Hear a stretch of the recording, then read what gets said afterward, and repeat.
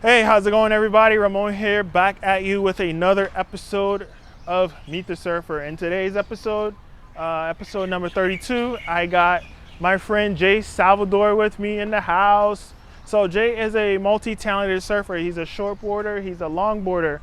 So today we're gonna get to know Jay, find out how he got into surfing and some of his goals. So without further ado, Jay, the audience, the floor is yours. Go ahead and introduce yourself. That's it. My name is Jordan Salvador. I was born and raised on the leeward side of Oahu. I think I fell in love with the ocean or found the ocean at the age of like 5 or something. My mom and daddy stick me out on the bodyboard, and then I kind of found my own like ways to the ocean around 6 or 7 when I went to Sherwoods. Started just catching short breaks, sand sliding, like every summer. And then as I got older, my grandma used to do recycle inspections for the city and county in town. So she made her runs in Waikiki, in town, the hotels, and she just dropped me off at the wall actually. And then I just stayed there all day until she got off of work. I had like $10 in my pocket. I go eat lunch at Jack in the Box where the new Teddy's is now. And I used to just spend all day in the water. The only time I'd come out was to go eat at Jack in the Box. But when my grandma was done working, she had this yellow flag that she waved me in. So I'd have to look at the beach. Yeah. At a certain time, I look at the beach, and if she's waving the flag, I gotta come in. Oh, that's awesome, then, man. She was like efficient. Yeah, like. for real. And then we do it like all summer. That's how it was. And then around intermediate time, my good friend Kalani gave me this. I'm assuming it's like a 7-foot gun, like a single fin, old school, like beast of a board. Yeah. And I didn't know what to do with it. I don't think I ever used it, but it's not the board that I wanted. I wanted like a thruster performance board. Yeah. You know, because that's what I saw on TV. That's what I saw in the mags.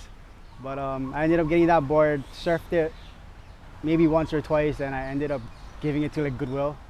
Sorry, Kalani, sorry. But yeah, after that, I ended up getting my own boards. Just surfed out in Barbers Point a lot. That's where I grew up surfing. That's pretty much my home break. And then just found my own style and ways of surfing, I guess, what I liked, what I didn't like. And my dad met this lady at work, and they got married, and her father was a shaper up in Huntington. And I got my first taste of a twin fin, like a glass on keel twin fin. And after that, I fell in love with twin fins. It's like I sold all my thrusters. You know, I just like that style of just flowing, high lining. Yeah. You know, just smooth carves. But yeah, surfing was a way of, I guess, a way of like stress relief and therapy. Just my own little happiness, you know. It's like a way, my own world, I guess. Yeah. But it's weird because prior to pandemic rolling out, the COVID rolling out, I didn't surf for like 5-6 years. I was just busy doing like jiu-jitsu and bodybuilding, and it kind of was just like I couldn't do all of those things at one time. Right. You know, because at the time I had a daughter, and it was just like focusing on that and then trying to do all these things I want to do. It didn't work. Yeah. So I had to like pick one, and I was so focused in bodybuilding. After bodybuilding, I got into jiu-jitsu. And then all my friends were just like trying to hit me up, like, let's go surf, let's go surf. I was like, oh no, I'm going to practice. I'm gonna go roll in the morning, roll in the afternoon. I was just like, for me, it's just once I do something, I kind of dedicate myself to it. Right. But then when COVID rolled out, it was just kind of like not a blessing in disguise, but more of just like a reintroduction to my first love of surfing. Right. You know, and like there was so much guidelines at the Jiu-Jitsu Academy and this and that, and the water sports and recreational sports in the ocean was the only thing that opened up. So I was just like, if this is the only thing I can do, then friggin' let's get back into surfing. Right. You know, and I met a lot of good people. You, one of them. You know, I met Toots and Hoku, good guys. You know, I just appreciate everybody and grateful for everybody I met throughout this 3 years of COVID rolling out. Yeah.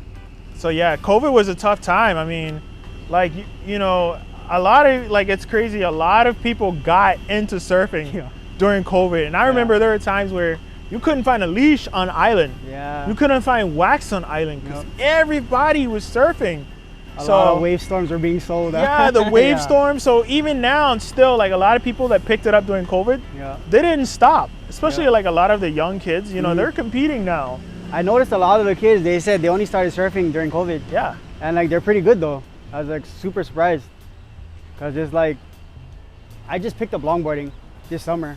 Like I got my longboard shaped by my toots, and I guess it was just a goal for me to just, you know, be able to ride the board, feeling comfortable with the board. Yeah. Because I've never wanted to longboard. That was never a thing of mine. It's like, Yeah. but just getting back into surfing, you know, just trying new things, experiencing new things was just a challenge. And I love it. I like Yeah. longboarding, yeah. It's crazy because I watch you longboard and it's like usually the opposite. People go from longboards to shortboards. Yeah. But like your style is so fluid, like watching you surf your short, you know, on a fish, especially like you know, like you mentioned earlier, you like a lot of like twin fins, you know, they're really loose. So like watching you, you know, being fluid in the water and your style of surfing, Yeah. like I your tried to- videos get so many views. Yeah. So it's Yep. pretty cool. It's a good feeling. Yeah. But yep. So cool. So if you could go anywhere like tomorrow, where would you like to go surf? I've never experienced other breaks outside of Oahu. Yeah. I mean, I surfed up in Cali. I think it was like, what was it, Ocean Pier or something like that? Yeah. But the conditions was so junk. Like, water was cold and it was choppy. Current was just pulling everywhere. I think I stayed out there for like 15 minutes and came back in. Yeah. So it wasn't even anything. But I don't know, man. It's just, I would love to surf like a long right. You know, just like an endless right.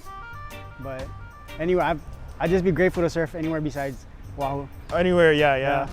Well, maybe Chicama. I mean, everyone's going down to Peru these days. Yeah. So, but that's a long left. So Yeah. Might go Sri Lanka next year with Tooth Stem. So that we'll should see. be fun. Yeah. Yeah. I'm looking forward to that if that all works out.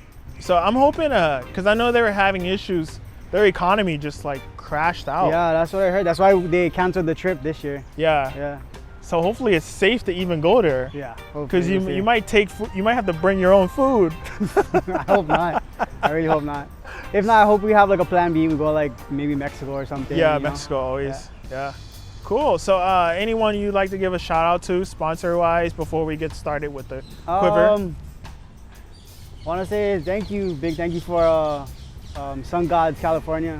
You know, I hit them up, just real random. I wanted to see if they would accept like ambassadors, because I got short limbs. They make real short board shorts, so it's like I don't feel as restricted as I do in other board shorts. So I hit them up. I hit up Sasha and I sent him a couple of my pictures and videos and from you, and he liked it. So he put me on the team, threw me a couple board shorts and shirts, some cool threads, and right on. Sasha, appreciate it, bro. Thank you. All right, this is my 4.8 pocket pit shaped by my boy Dougie Bautista. His shapes go under Alexandra Surfboards.